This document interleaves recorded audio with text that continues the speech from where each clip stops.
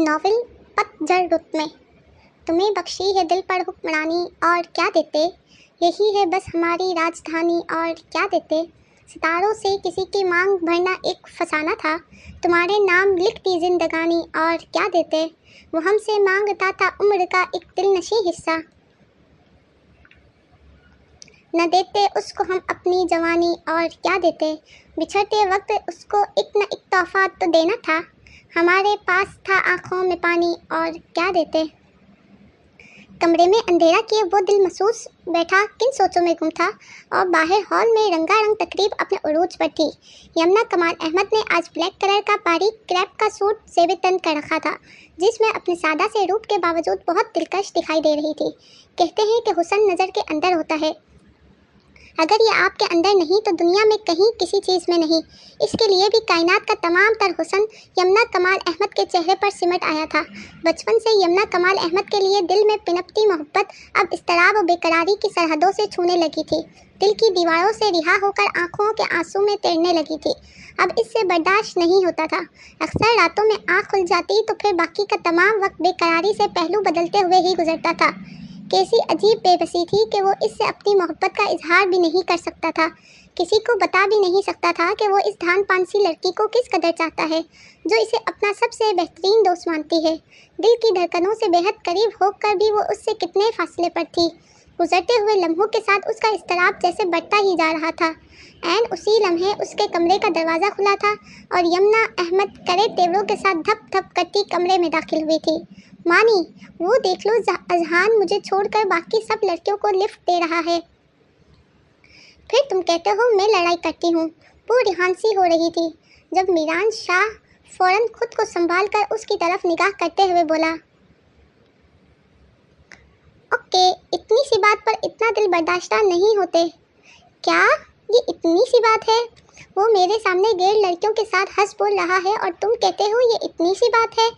پھر وہ شدید مشتعل ہو کر چلائی تھی، پلیز کول ڈاؤن یمنا، تمہیں پتہ تو ہے اس کی عادات کا، وہ سب محض تمہیں جلانے کے لیے کرتا ہے، پھر خواہ مخواہ کیوں اسے خوش ہونے کا موقع دے رہی ہو؟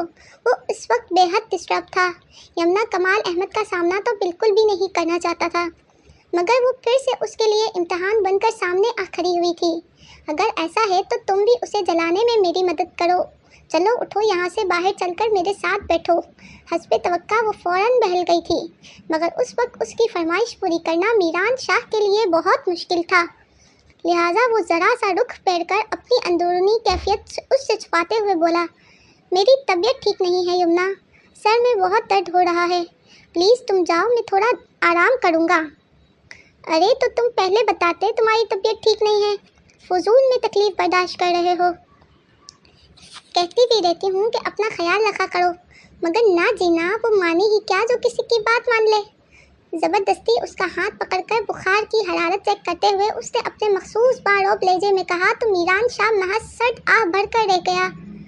وہ بخوبی جانتا تھا کہ یمنا اس کے معاملے میں کس قدر حساس تھی، تب ہی اپنی پریشانی اس پر ظاہر نہیں کرتا تھا، مگر اس وقت وہ خود اپنے اختیار میں نہ تھا، اس وقت دل محض خود میں مگن دیکھنا چاہتا تھا، سو اپنی خرابی طبیعت کو لے کر اس نے کوئی وضاحت نہ کی۔ ہلکا ہلکا بخار بھی ہے، یقیناً تھکن سے ہوا ہوگا، پچھلے ایک ہفتے سے مشین بنے ہوئے ہو، یہ سب تو ہونا ہی تھا، اپنا خیال تو رکھتے نہیں تم، دوسروں کی کتنی فکر رہتی ہے۔ اپنی عادات کے عین مطابق پٹر پٹر بولتی وہ اپنے دل کا غبار نکال رہی تھی، جبکہ میران شاہ چپ چاپ سنجیدگی سے اس کی طرف دیکھ رہا تھا۔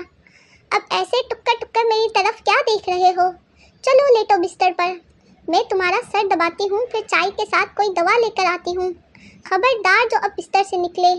یمنا کو اگر اس پہ روب چبانا اچھا لگتا تھا تو میران شاہ کو اس کا یوں اس طرح سے خیال رکھنا بھی بہت اچھا لگتا تھا، لہٰذا اس کے حکم کی فوراً تعمیل کرتے ہوئے وہ اپنے بستر میں گھس گیا۔ پتہ نہیں کس دنیا میں رہتے ہو تم، اپنا بالکل خیال نہیں کرتے، اور ایک وہ ہے تمہارا بھائی اذہان، پوری دنیا کو اپنے پیچھے لگا رکھا ہے، فیشن اور ناز نخروں میں لڑکیوں کو بھی مات دے دی ہے اس نے، کون یقین کرے گا کہ تم دونوں جڑوا ہو۔ فل اسپیڈ میں بولنے کے ساتھ ساتھ وہ اپنے نرم و ملائم ہاتھوں سے اس کا سر بھی دباتی جا رہی تھی، اور میران شاہ جو ابھی کچھ دیر قبل اپنے اندر کے اضطراب سے بے کل ہو رہا تھا، अब निहायत आराम से पलकें मूंदे पुरसुकून होकर सोने की कोशिश करने लगा था। एकदम से जैसे इसके अंदर की सारी बेकली हवा हो गई थी। मलिक हाउस में हसन अहमद साहब और उनके छोटे भाई कमाल अहमद साहब परसों से रिहाइश पसीर थे। दोनों भाइयों में बेहद इत्तेफाक था, लिहाजा रहन सहन के साथ साथ उनका कारोबार भी मुश्तरका था। हसन अहमद साहब 4 बच्चों के बाप थे। सबसे बड़ा अदनान शाह, फिर अंजला शाह, आखिर में अजहान शाह और मीरान शाह थे।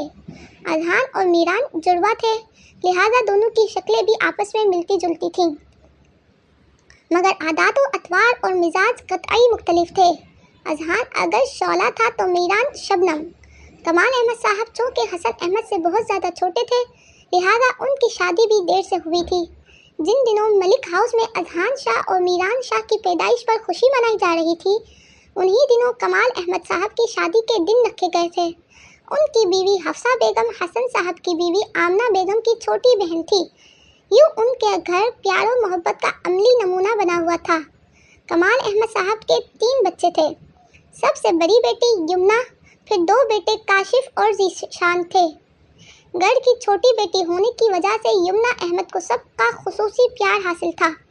वो छोटी सी थी जब आमना बेगम ने उसे अपने बेटे अजहान शाह के लिए मांग रखा था, क्योंकि अंजला शाह और अदनान शाह के रिश्ते पहले ही से तय किए जा चुके थे। अदनान शाह के बाद तैयारे गैर में जा रहा था। अदनान शादी के बाद तैयारे गैर में जा रहा था। घर में इन दिनों अंजला की शादी की तैयारियां चल रही थी। शऊर की दुनिया में कदम रखते ही हफ्सा बेगम ने यमुना को ये बावर करा दिया था कि वो अजहान शाह से मंसूब है, लिहाजा उससे लड़ाई झगड़ा करने के बजाय उसका एहतराम क्या करे, वो उसकी ज़रूरतों का ख्याल रखा करे। यमुना को खुद भी अजहान बहुत अच्छा लगता था। खरे खरे तीखे नखूश का मालिक अजहान शाह उसके ख्वाबों का शहजादे के ऐन मुताबिक था। बचपन में ही वो इसके साथ बहुत लड़ती झगड़ती थी। बाद में उसने लड़ना झगड़ना छोड़ दिया और उसका एहतराम करने लगी, उसकी छोटी छोटी बातों का ख्याल रखने लगी। वो जितनी हसास और मोहब्बत करने वाली थी, अजहान उतना ही झगड़ालू और लापरवाह सा बंदा था। बिला वजह का रौब जमाना और बात बेबात नाज नखरे दिखाना उसका पसंदीदा मशगला था।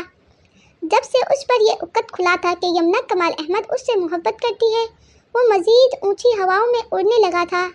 ज़रा ज़रा सी बात पर यमुना से नाराज़ होकर वो उसकी जान मुसीबत में डाल देता था। कहते हैं कि जिससे मोहब्बत की जाती है उसकी हर अदा अच्छी लगती है। इसे भी अजहान शाह की हर अदा पसंद थी। उसका बिला वजह गुस्से में रहना, मामूली बातों पर तोड़ फोड़ करना, नाज नखरे दिखाना सब अच्छा लगता था। अपनी तरफ से वो हर मुमकिन कोशिश करती थी कि अजहान को किसी किस्म की तकलीफ़ का मौका ना दे, मगर वो उसकी मुतलक परवाह ना करता। अक्सर वो अपने काम निकलवा कर उससे शॉपिंग या आइसक्रीम खिलाने का वादा कर लेता और बाद में भूल जाता। बचपन में वो जब भी उससे लड़ झगड़ कर मार खाती, उसे मीरान शाह ही साथ लगाकर चुप करवाता था। कभी अपने खिलौनों से उसका मन बहलाता, तो कभी मज़े के लतीफ़े सुनाकर हंसाता, मगर इसके बावजूद वो हमेशा अजहान को उस पर तरजीह देती। मीरान शाह के लाख मना करने के बावजूद वो अजहान शाह के साथ खेलना तर्क ना करती। कुदरती तौर पर वो उससे अटैच थी।